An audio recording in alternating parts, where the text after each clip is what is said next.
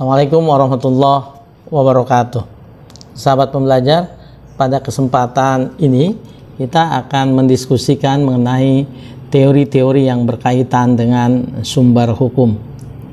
Mengapa sumber hukum itu penting dipahami? Saya merujuk pada pandangan Profesor Dr. Haji Bagir Manan SHMCL. Pak Bagir menyebut bahwa betapa pentingnya sumber hukum itu, dan sumber hukum sebetulnya membedakan. Jadi bagaimana kalau kita membedakan antara orang yang sekedar tahu hukum dengan ahli hukum adalah seberapa jauh mendalam pemahaman tentang sumber-sumber hukum.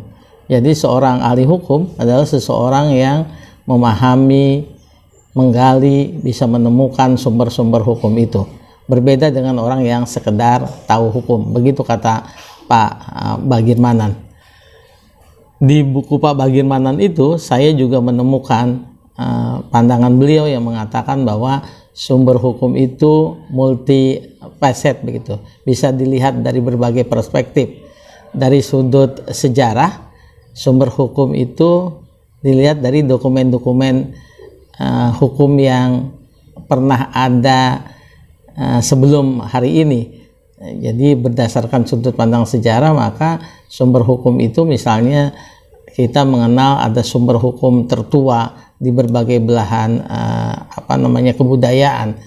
Kita mengenal di kawasan Nusantara ini ada sumber-sumber hukum yang ditemukan, yang ditulis gitu kan dalam kitab-kitab hukum lama, hukum kuno. Nah, sahabat, dari sisi agama Islam misalnya kita melihat atau kita mengenal ada sumber hukum itu Al-Quran, kemudian hadis, lalu ada ijma, kesepakatan para ahli ijtihad, ahli ulama, dan kemudian kias atau analogi. Kemudian dari sisi hukum, tentu saja dari sisi ilmu pengetahuan hukum kita melihat ada pembagian sumber hukum. Selain Pak Bagir, banyak pakar-pakar yang menyebutkan itu. Zepenbergen misalnya, Zepenbergen itu mengatakan bahwa sumber hukum adalah sumber terjadinya hukum atau sumber yang menimbulkan hukum. Pakar-pakar lain juga menyebutkan mengenai sumber-sumber hukum ini. Sahabat Sudikno Martokusumo menyebutkan bahwa sumber hukum itu meliputi dua, sebagaimana yang umum orang membaginya, yaitu sumber hukum material dan sumber hukum formil. Apa kata Profesor Sudikno Martokusumo? Menurut beliau, sumber hukum material itu adalah tempat di mana materi hukum itu kita bisa lihat, kita bisa ambil, kita bisa rujuk, yang merupakan faktor-faktor yang membantu pembentukan hukum. Misalnya hubungan sosial, kemudian kekuatan politik, tradisi, sumber-sumber filsafah kehidupan bangsa, itu adalah sumber hukum material. Sumber hukum material itu adalah substansi sekaligus juga faktor-faktor atau tempat di mana materi-materi hukum itu kita bisa peroleh. Sahabat, sementara yang kedua, sumber hukum formil adalah tempat di mana suatu aturan-aturan itu memperoleh kekuatan hukum.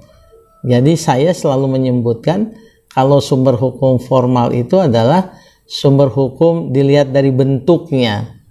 Dilihat dari bentuknya di mana kita bisa menemukannya. Ada aturan-aturan yang sumbernya misalnya kaidah-kaidah dari undang-undang, ada dari perjanjian antar negara, traktat, ada dari putusan yang jurisprudensi, ada dari kebiasaan-kebiasaan, dan bahkan kemudian dari doktrin atau pandangan hukum dari para ahli hukum.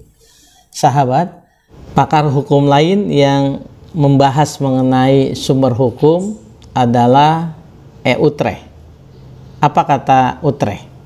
Utrecht mengatakan atau membagi sumber hukum tetap menjadi dua, yaitu sumber hukum material dan sumber hukum formal.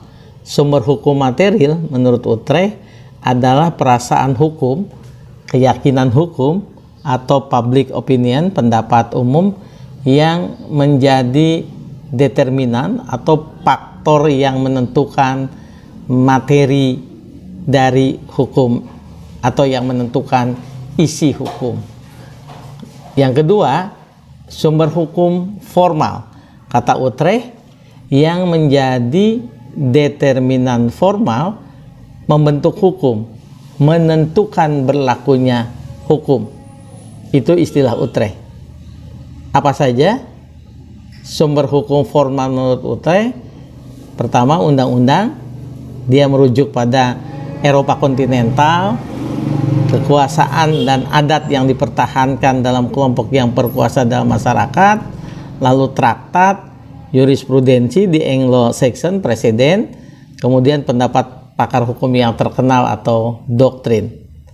Selain Utrecht, Profesor Sacipto Raharjo, Prof. Chip, merefer pada pandangan Fitzgerald.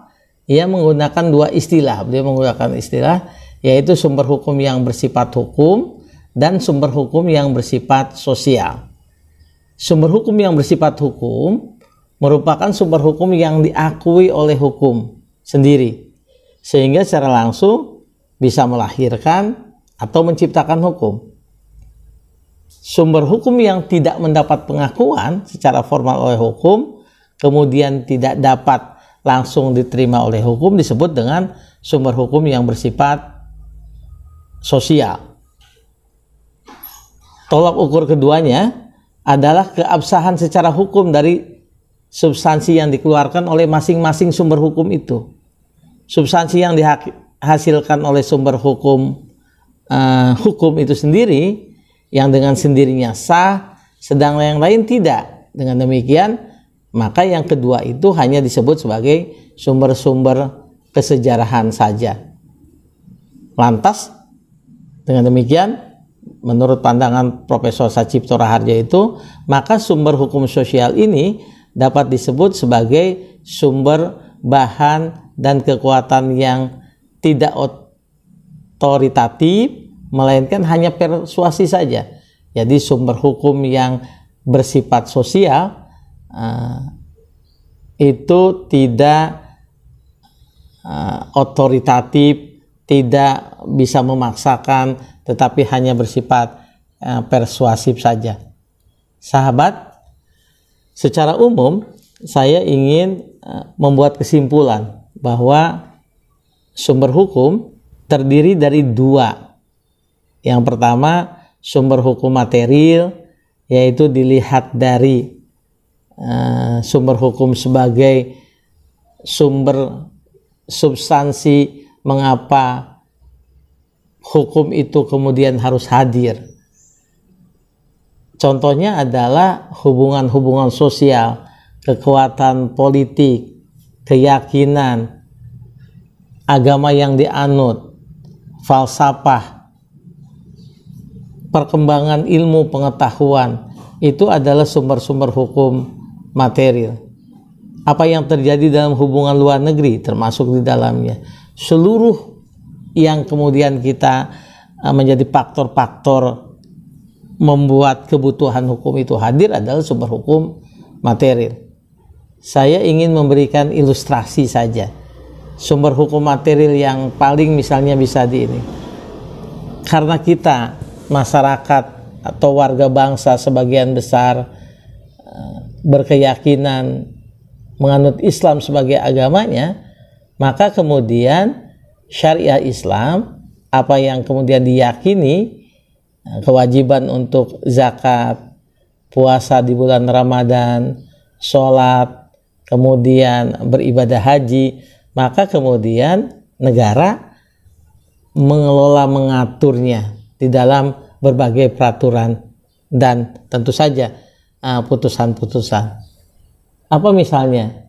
Undang-undang tentang penyelenggaraan haji, undang-undang mengenai dana haji, undang-undang pengelolaan zakat.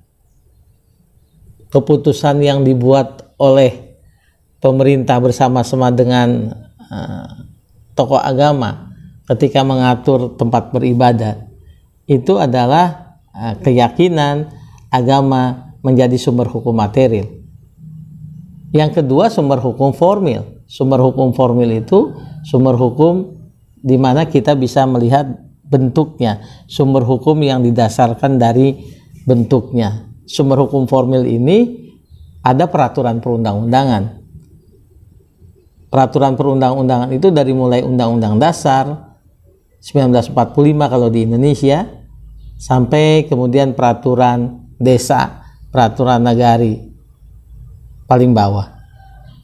Kemudian kebiasaan itu menjadi sumber hukum juga. Lalu hukum adat, perjanjian antar masyarakat, putusan pengadilan yang diikuti jurisprudensi, dan doktrin atau pandangan ahli. Itu paling tidak dua penjelasan sebagai kesimpulan bahwa sumber hukum itu terdiri dari sumber hukum material dan sumber hukum formil. Saya pikir itu. Terima kasih. Assalamualaikum warahmatullahi wabarakatuh.